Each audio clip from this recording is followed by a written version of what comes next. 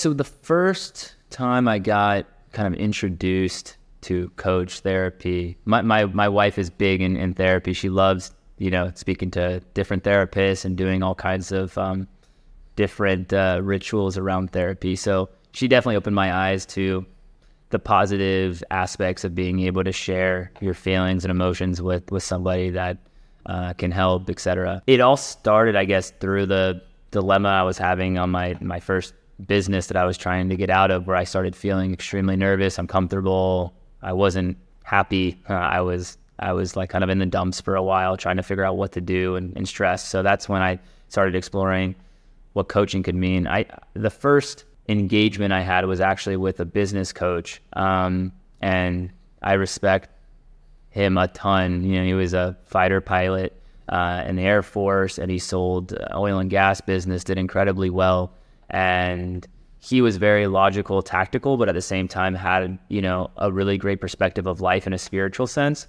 So it was definitely more of an expensive engagement because of his credentials versus a standard, I would say counselor or therapist or psychologist. But for him, he was, it was very tactical. Like, all right, just sell the business, like you're not happy, get out, versus let's go in deep and let's talk more. And I learned a lot from that. And I appreciate that a lot also, because what I learned through that coaching, and then I went to more of a typical therapist. I was looking for someone that could also teach like Zen or meditation and more on the spiritual side, because I think that's really where it comes from, where if you can find peace and be present, then you don't really need to overthink where you got to today and how everything evolved. You can just do your best to focus on the present moment and move forward.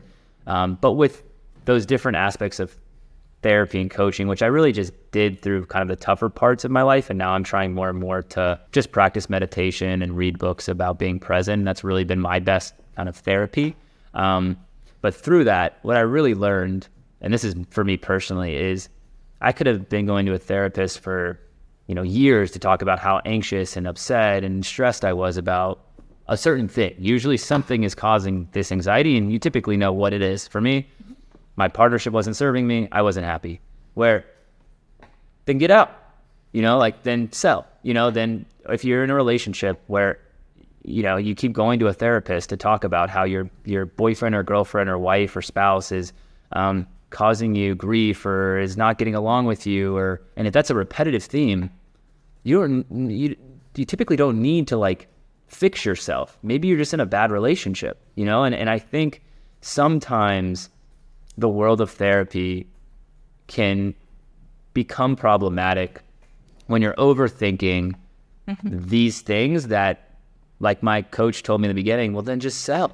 And then the minute I sold, I was good. I didn't have to talk about my feelings much anymore. So I think there's a healthy balance between maybe figuring out what's causing you problems, what's making you unhappy, and a therapist can really help kind of dial in, the core problems if you're having anxiety or stress that you might not be able to really dial in on. But once you dial that in, it's back to you to be decisive and to be clear about, what your next step is. And as much as it's scary and jumping into the unknown and there's so many feelings around it, that's what's going to make you feel better, not going to more therapy.